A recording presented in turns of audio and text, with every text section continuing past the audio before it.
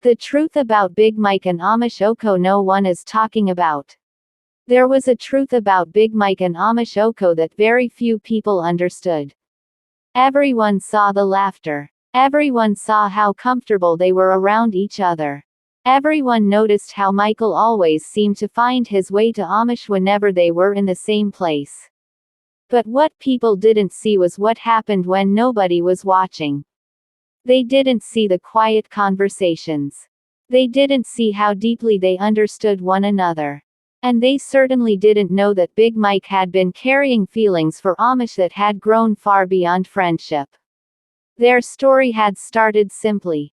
They were friends. Best friends, actually. They could tease each other without getting offended. They could disagree and still sit together 5 minutes later. They could spend an entire day working and still find something to laugh about afterward.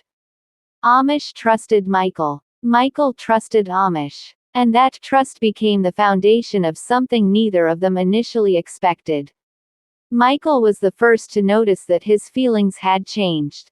At first, he tried to ignore it. He told himself he was simply protective because they were close. He told himself that the reason he remembered every little thing about Omeche was because she was his best friend. He told himself that missing her whenever she wasn't around was normal. But eventually, he stopped believing his own excuses. He had fallen in love with her. The problem was that he was afraid to tell her. He knew what they had was special. He didn't want one confession to destroy years of friendship. So he kept his feelings hidden. Or at least, he thought he did. Omeche had begun noticing. One afternoon, they were sitting together after filming. Omeche was reading through her script. Michael was watching her. She suddenly looked up. Mike. Why are you looking at me? He smiled. I'm not. You are. Maybe I'm thinking. About what? He hesitated. You. She laughed. You think about me too much. Michael smiled. You have no idea. She stared at him for a moment. There was something in his voice that made her stop laughing. But before she could ask what he meant, Michael changed the subject. That became the pattern. He would get close. She would notice. Then he would retreat. Until one day, he decided he was tired of hiding. They were alone after filming when Michael finally said, Ohms, I need to tell you something. She looked at him. What? I don't know how you're going to take this. Just say it. Michael took a breath. I love you. Omeche froze. For a few seconds, she didn't know how to respond. Michael continued. I'm not saying this because I expect you to give me an answer. He looked at her. I just don't want to keep lying about how I feel. She looked down. Mike, I know you're my best friend. And that's why I'm scared. Omeche looked back at him. Scared of what? Scared that I'll lose you.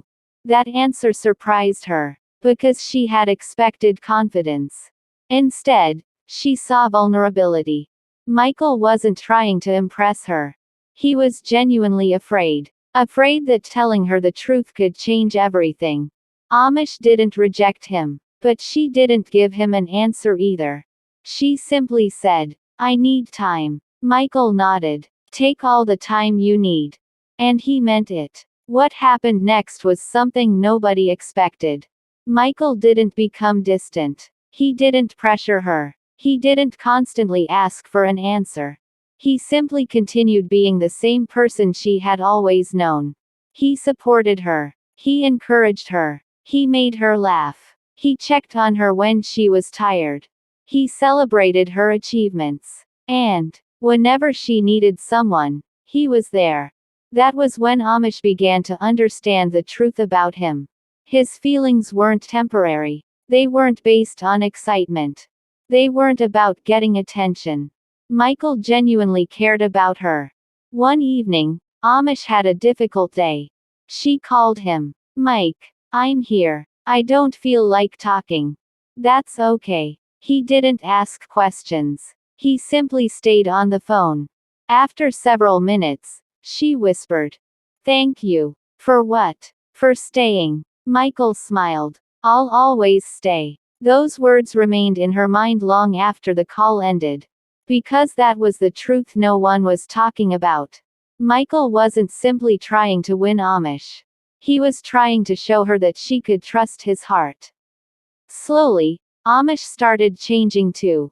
She began calling him first. She started checking on him. She remembered his important days. She brought him food when he was working late. She started noticing when he was tired. And whenever he wasn't around, she missed him. One day, Michael noticed. You've been calling me a lot lately. Amish smiled. Am I not allowed? You are. Then what's the problem? No problem. He smiled. I'm just happy. She looked at him. Why? Because I like hearing from you. Amish smiled. Maybe I like hearing from you too. Michael became quiet. She laughed. Don't look at me like that. Like what? Like you've just won something. He smiled. Maybe I have. She shook her head. You are impossible. But she was smiling. Then came Omeche's birthday. Michael decided he didn't want to simply send her a birthday message. He wanted her to understand how much she meant to him. He arranged a quiet celebration. There were photographs of their friendship everywhere. Pictures from their early days. Pictures from movie sets. Pictures of them laughing. Pictures from moments that neither of them remembered anyone taking. Amish walked through the decorations slowly. She became emotional. At the end of the walkway, she found a large photograph of the two of them. Underneath it was a simple message. Some people enter your life as friends and become part of your heart before you even realize it. Amish wiped her eyes. Then she heard Michael behind her. Happy birthday. She turned. Mike. He smiled. I wanted you to see something. What? How many beautiful memories we've created. She looked around. Why did you do all this? Michael's expression became serious. Because you deserve to know that your existence has made my life better. Amish became emotional again. He continued. You've been there for me when I needed someone. You've believed in me when I doubted myself. You've made ordinary days feel special. He paused. And I wanted you to know that I haven't forgotten any of it. He handed her a small gift. She opened it. Inside was a simple bracelet. She smiled. It's beautiful. Michael nodded. I wanted something that would remind you of this day. Amish looked at him. Mike. I think I finally understand. Understand what? She took a breath. Why you've been so patient. Michael waited. Because you really love me. He smiled. I told you. I know. She looked down. But I think I love you too. Michael didn't move. For several seconds, he simply stared at her. What did you say? Amish laughed nervously. I said I think I love you too. Michael smiled. You think? She laughed. Don't push your luck. He laughed too. Then he became serious. Ohms, are you sure? She nodded. I've been trying not to admit it. Why? Because you are my best friend.